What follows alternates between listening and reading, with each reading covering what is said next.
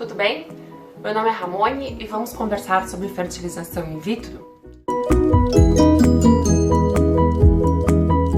A retirada de óvulos, gente, ela é um procedimento cirúrgico. Eu tomei anestesia, não foi geral e nem foi polidural, acredito que foi aquela do cheirinho. E eles retiram os óvulos. Por que é com anestesia? Porque dói, tem que ser anestesiado, não tem como fazer sem. Então eu tinha que ser em jejum, não podia estar com perfume, sem maquiagem, igual uma cirurgia. Para operar o joelho tem aqueles cuidados, com a retirada dos óvulos foi a mesma coisa. Então chegamos no hospital às 7h30, às 8h30 me chamaram. É rápido, acho que durou uns 40 minutos e eu fiquei mais 1 hora na sala de recuperação. Na sala de recuperação eu senti uma coliquinha, assim, tipo, aquele dia foi um dia chatinho pra mim, porque eu sentia cólica, eu sentia um certo desconforto, mas eu fui medicada, então eu passei um dia confortável, né? Era chatinho, mas eu não senti dor. Assim que terminou o procedimento, que eu fui liberada da sala de recuperação, que eu fui lá me vestir, meu marido pôde ficar lá comigo enquanto eu me vestia e a embriologista veio falar conosco. O que elas nos disse? Eu tinha 14 folículos produzidos, dos 14 folículos eu tinha 11 óvulos. Os outros 3 folículos eles eram água. Naquele momento ela não poderia me dizer quantos que poderiam ser fertilizados. Ela disse que ia dar apenas para casa e que a clínica ia manter contato. Naquela tarde mesmo, tipo umas 3 horas depois, a clínica me ligou e me disse então que dos 11 óvulos, 10 estavam maduros. Então, 10 óvulos estavam aptos para serem fertilizados com o espermatozoide do meu marido. Que enquanto eu estava lá na sala de cirurgia, ele fez a coleta dos espermatozoides. Do estilo clássico, como homem já está muitíssimo habituado, tá? O nosso caso foi no estilo clássico, mas eu sei que tem casos que o médico pesca pelo canal do pênis os espermatozoides. Isso é geralmente para homem que tem problema de baixa contagem ou quase não tem, que não era o nosso caso. Então, meu marido coletou espermatozoide da maneira tradicional, tá? Daí, ela me disse então que dos 11 óvulos, 10 estavam maduros, aptos a serem fertilizados e que eles tinham sido fertilizados, tá? A partir daí, eu sabia que, como eu não tive hiperestimulação ovariana, que é quando produz muitos óvulos, tipo 30 óvulos, então eu tenho que esperar o organismo dar uma acalmada. Como eu não tive nenhum outro fator, eu sabia que dentro de 5 dias ia ser a implantação do blastocisto, que depois vira um nenê, né? A partir desse dia, do sábado, dia 31, que a gente retirou os óvulos, a clínica me ligou todos os dias para me atualizar como é que estava o processo. Então, já no domingo, eles me ligaram e falaram que dos 10 óvulos maduros fertilizados, 8 continuaram o desenvolvimento. Então, 2 já ficaram para trás, a gente já não podia contar. E todo dia eles iam nos ligando. Então, nos ligaram na segunda, na terça, na quarta. E na quinta, dia 5 de abril, foi quando nós implantamos, tá? Então, no domingo nos ligaram para dizer que 8 tinha continuado e 2 não. Na segunda nos ligaram, daí eu acho que já era 6, agora eu não vou me lembrar de cabeça.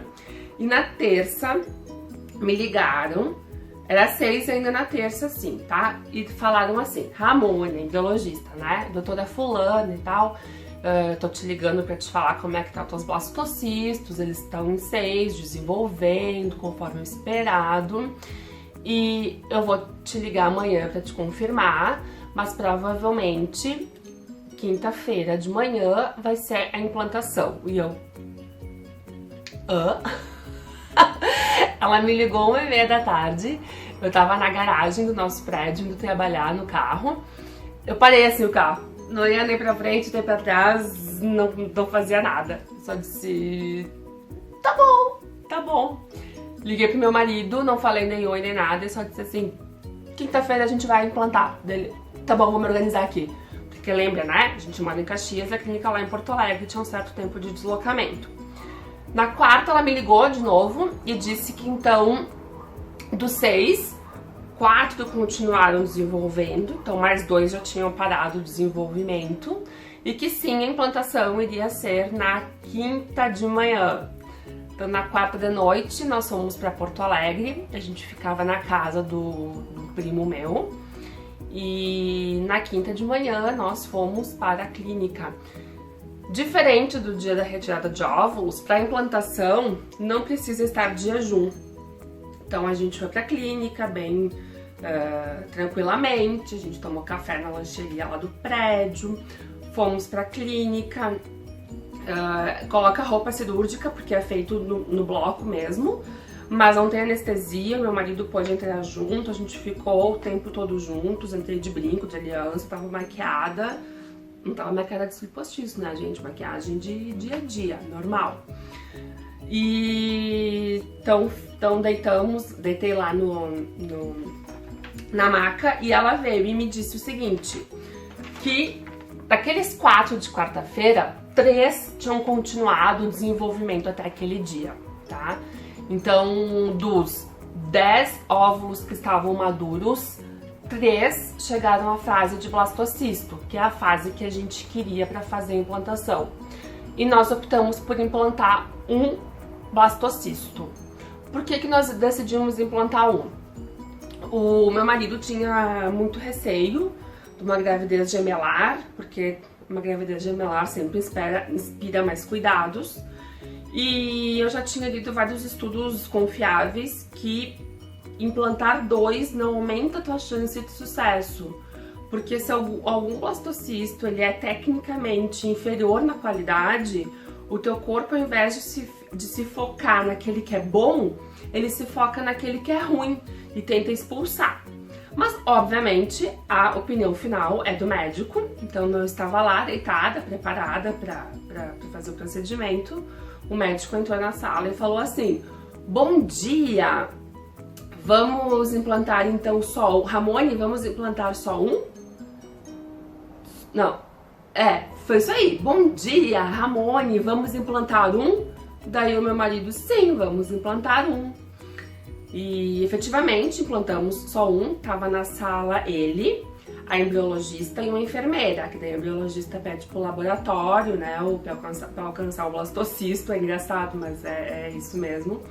E é feita a inserção pelo canal vaginal com uma seringa que tem uma ponta muito comprida e flexível, justamente para conseguir chegar até o útero, né?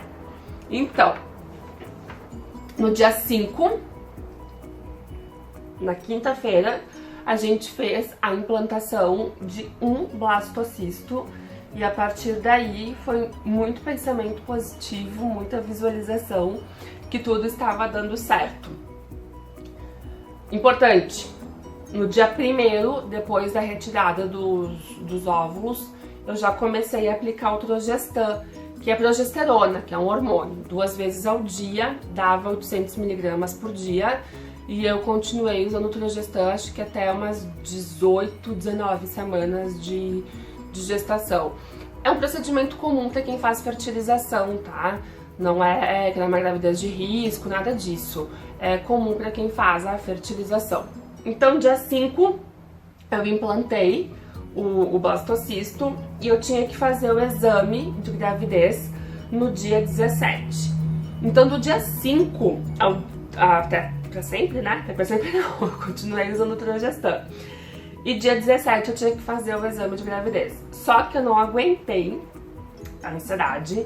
E no dia 16 eu fiz o exame. Eu fiz o beta-HCG, não fiz o de farmácia, porque o de farmácia ele poderia me trazer um falso positivo, em razão de toda a medicação que eu tinha usado, né? Por causa dos hormônios. Então eu fiz o beta-HCG porque ali ele ia me trazer a dosagem, a contagem hormonal, que era isso que eu queria saber. Então, eu fiz aqui no dia 16 o primeiro beta-HCG, que deu 335, Isso quer dizer que eu estava grávida, porque o laboratório que eu fiz, a referência deles é acima de 50. Pra quem espera pegar o resultado e ele é positivo, não vai dar, tá? Porque não vem escrito positivo. Vem a contagem de hormônios que tu tem. Então tu tem que ver qual é a referência do teu laboratório. O laboratório que eu fiz acima de 50 tá grávida. Não quer dizer que eu estava muito grávida, porque tem resultados que são inconclusivos. Mas no meu caso, não era. Daí já mandei o exame pro médico e ele me pediu pra fazer uma ultra dali 15 dias. Então aqui eu estava de 4 semanas, porque a gente conta a semana desde o primeiro dia da última menstruação. Então eu marquei a eco pro dia 2, já liguei, já marquei, né? Já marquei.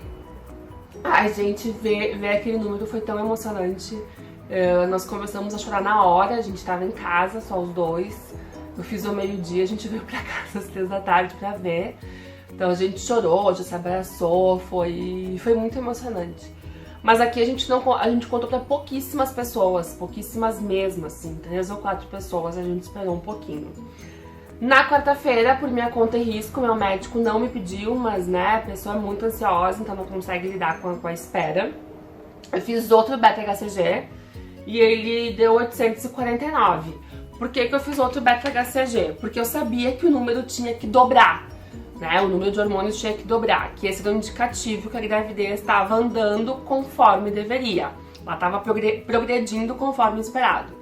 Então na quarta-feira eu fiz outra beta-HCG e sim, o meu número dobrou, tá? Deu 849. Daí esse dia, assim, a gente contou pra irmãs, a gente contou pros pais. Não, minha irmã já sabia que no dia 16, tá? A gente contou pros pais, a gente contou pra alguns amigos bem próximos que sabiam que a gente tava fazendo esse tratamento, sabiam que a gente tava nesse processo e foram todos muito carinhosos com a gente. E no dia 2 de maio eu fiz a primeira eco, onde a gente então ouviu o coraçãozinho. Eu tava de 6 semanas, alguns dias, e 3 dias. Foi demais. Daí já era o embrião. Ele tinha 6 milímetros, tipo o tamanho da minha unha, do dedão. E tinha os batimentos, né, 150 por hora. É normal isso. Foi muito emocionante, a gente deu uma choradinha ali, porque era uma coisa que a gente tava buscando muito. E nós queremos muito ter um bebê gestado por nós.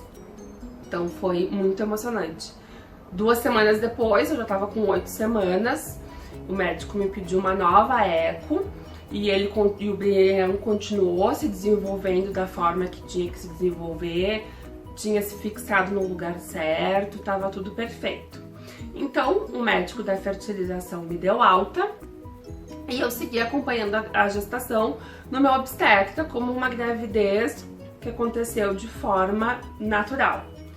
Hoje é dia 27 de setembro e eu estou grávida de quase 28 semanas, faço 28 semanas dia 30.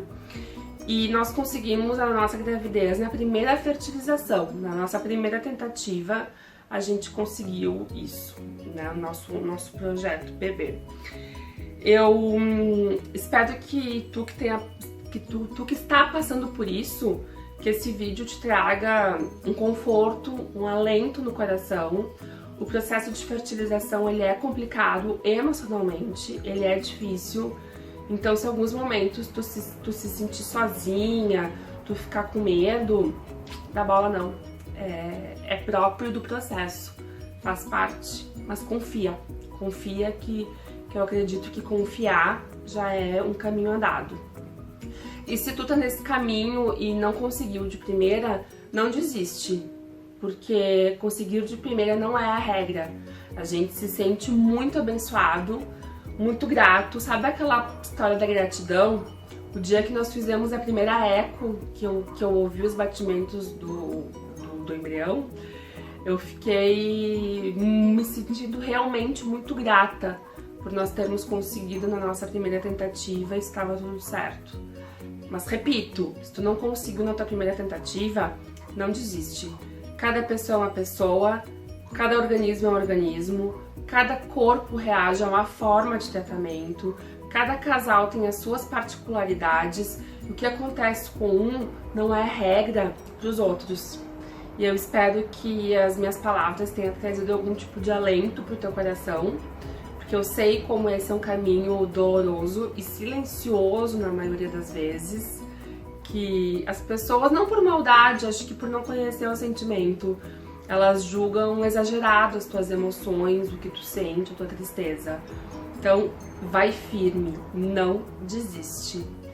E quero te mandar um abraço bem forte. E converse comigo, vamos trocar uma ideia, Adoro falar sobre esse assunto e eu acho que a gente pode se ajudar muito. Vamos mostrar a barriguinha então? Do Pedro? A gente tá à espera do Pedro, que ele deve chegar pela metade de dezembro. Vamos continuar conversando sobre isso? Beijo!